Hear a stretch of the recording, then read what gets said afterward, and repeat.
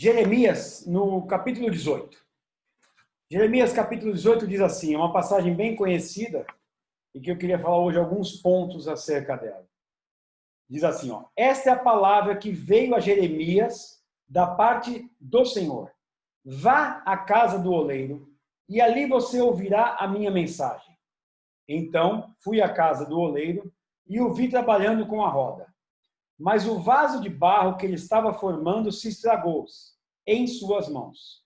E ele o refez, moldando outro vaso de acordo com a sua vontade. Então o Senhor dirigiu-me a palavra. Ó comunidade de Israel, será que não posso eu agir com vocês como fez o oleiro? Pergunta o Senhor. Como barro nas mãos do oleiro, assim são vocês nas minhas mãos, ó comunidade de Israel. Se em algum momento eu decretar que uma nação ou um reino seja arrancado, despedaçado e arruinado, e se essa nação que eu adverti converter-se da sua perversidade, então eu me arrependerei e não trarei sobre ela a desgraça que eu tinha planejado. E se noutra ocasião eu decretar que uma nação ou um reino seja edificado e plantado, e se ele fizer o que eu reprovo e não me obedecer, então eu me arrependerei do que bem que eu pretendia fazer em favor dele. Amém? Essa é uma passagem que muita gente sabe a interpretação. Ah, eu sou oleiro na mão de Deus. Tá? E Deus... Não, a gente não pode ler a palavra e falar da boca para fora. Quando você fala que você é o vaso e Deus é o oleiro, veja bem, olha as consequências. Eu queria começar logo ali no primeiro versículo, diz assim, esta palavra que veio a Jeremias pelo Senhor. É Deus falando com Jeremias. E a gente começa assim, ó, vá à casa do oleiro. Começou com a obediência de Jeremias. Deus falou para ele, vá à casa dele, do oleiro. Jeremias fez o quê? Jeremias foi. Quantas vezes Deus não manda a gente fazer alguma coisa e nós já começamos errado? Já tropeçamos no início e não fazemos o que Deus manda. Deus falou, Deus podia falar com Jeremias em qualquer lugar e a qualquer tempo. Deus fala contigo em qualquer lugar e em qualquer tempo. Mas muitas vezes a gente não quer obedecer. A gente até ouve a voz de Deus, mas fica pondo desculpinha o nosso querer, o nosso eu sobrepor a Deus. Enquanto a gente não achar que Deus tem que falar o que a gente quer ouvir, a gente acaba não obedecendo. Jeremias prontamente ouviu a voz de Deus, obedeceu e desceu à casa do oleiro. E quando Deus começa a falar com Jeremias, e Jeremias começa a ver aquela cena, que é o vaso estava se formando, já estava quase pronto, ele se estragou na mão do oleiro. E o que o oleiro fez? Ele molda outro vaso. E aí, ser vaso na mão do oleiro é nós sermos vaso na mão de Deus. E o que é ser vaso na mão de Deus? É nós obedecermos a Deus. É deixarmos, veja bem, o oleiro é que ele dá forma ao vaso. Então tem trincas no processo, não ficou bom, volta para o forno quente, aquele todo o processo. Mas quem molda o vaso é quem o faz, o oleiro. E quando Deus toma o papel de oleiro na sua vida, ele vai formar, ele vai forjar o teu caráter, de acordo com o caráter dele, Deus. E às vezes, nesse processo de transformação, nós trincamos, nós quebramos, mas não tem problema. Deixa eu te falar, nós viemos com um caráter forjado do mundo. Nós estávamos contaminados. Vai doer. Mas nós temos o melhor oleiro nos formando, que é Deus. Agora, cuidado, por isso que eu comecei lá a falar no início.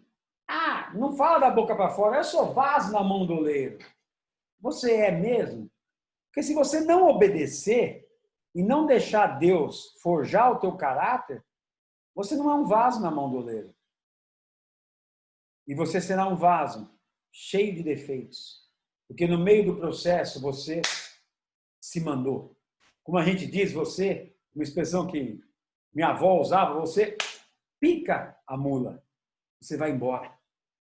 E aí você vem cheio de defeito.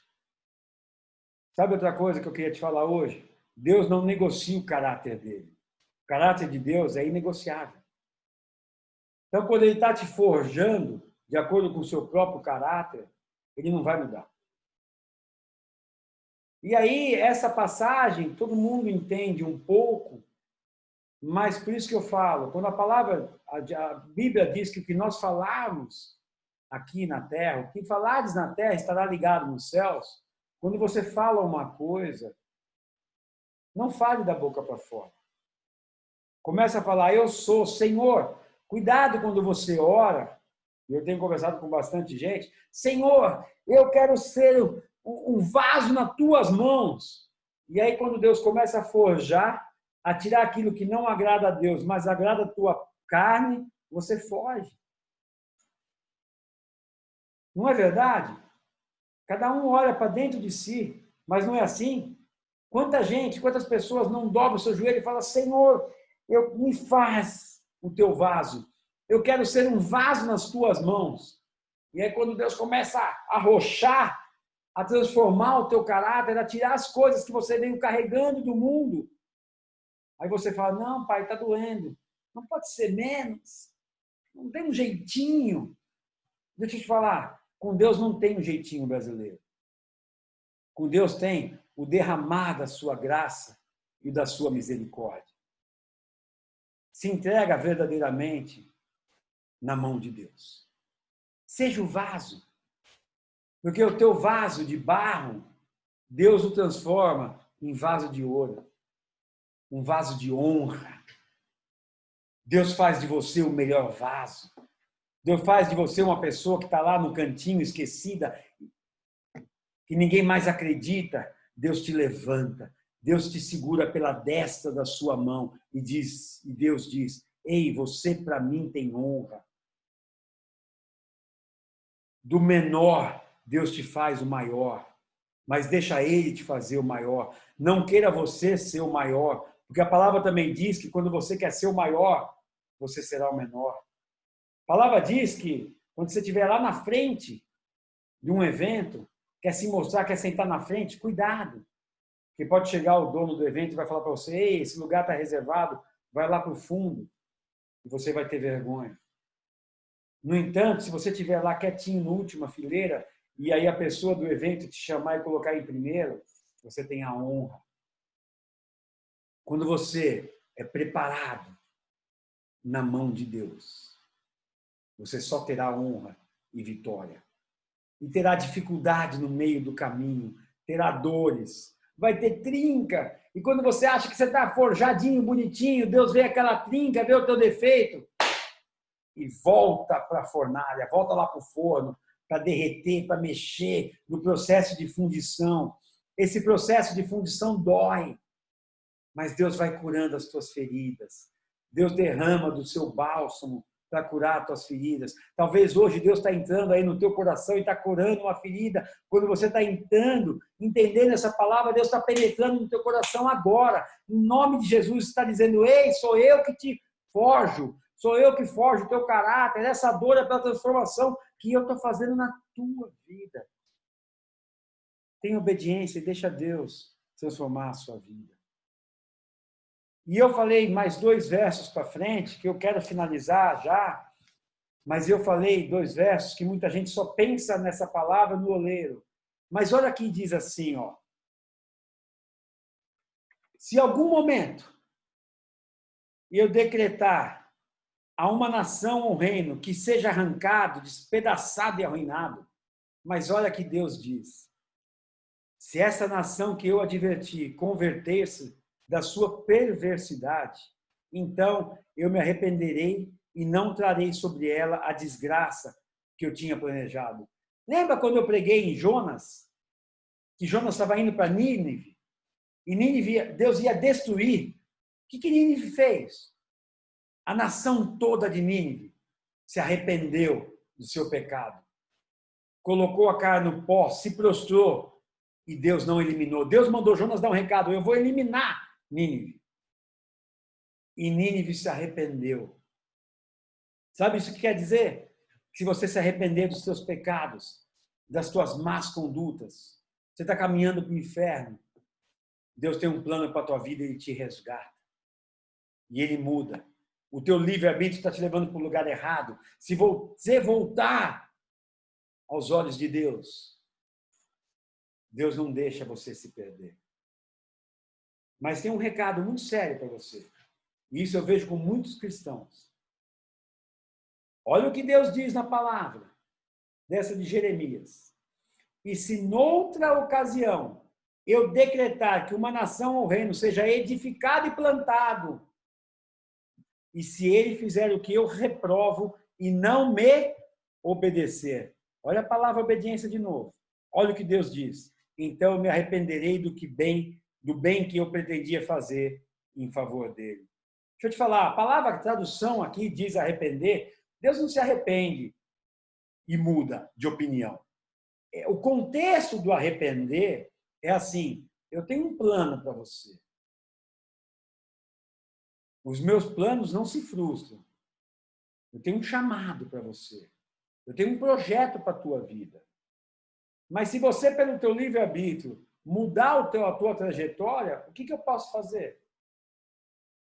Eu posso te colocar no caminho, te mostrar o caminho. Mas se você não quiser o caminho, eu não posso fazer nada. Deus tem um projeto para você, mas você vai num prédio de 50 andares e ceifa a sua própria vida e pula de lá, você cortou os planos de Deus para a sua vida. Agora, a gente tem que tomar um cuidado. Eu vejo muito crente falar: eu aceitei Jesus. Tem uma vertente aí, uma linha de crente que diz isso. Eu já aceitei Jesus. Eu fui batizado e eu estou salvo. Eu não preciso fazer mais nada. Cuidado se você está pensando assim. Porque Deus disse assim, ó: em outra ocasião, se eu decretar que uma nação, um reino seja edificado e plantado, mas se ele fizer o que eu reprovo e não me obedecer, eu troco o que eu pretendia fazer em favor dele. Não basta, e é esse o recado que eu queria finalizar, não basta você aceitar Jesus. Não basta você descer as águas do batismo. A tua salvação, ela é diária.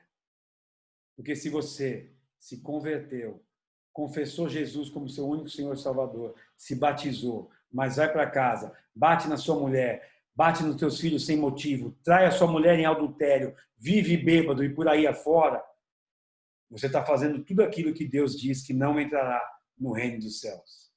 E Deus não tem um plano para você não estar com Ele. Deus tem um plano para você estar. Mas se você não obedecer e fizer coisas que Deus reprova, e você sabe quais são, cuidado, que é você que se afasta de Deus. Esse arrepender de Deus é: eu vou mudar, porque você está fazendo tudo que não entra e não estará comigo no meu reino. Era isso que eu queria dizer para você. Que além de você ser o vaso, você tem que saber ser o vaso. Também cuidado, porque você muda a tua eternidade ali na frente pelas tuas atitudes. Cuidado para fazer aquilo que Deus reprova. E cuidado para não obedecer a Deus. Ah, mas pastor, então não posso fazer nada? Pode. O apóstolo Paulo diz que todas as coisas lhe são lícitas, mas nem tudo lhe convém. Amém? Um beijo no teu coração. E eu espero que nós estejamos na obediência do Senhor. Amém?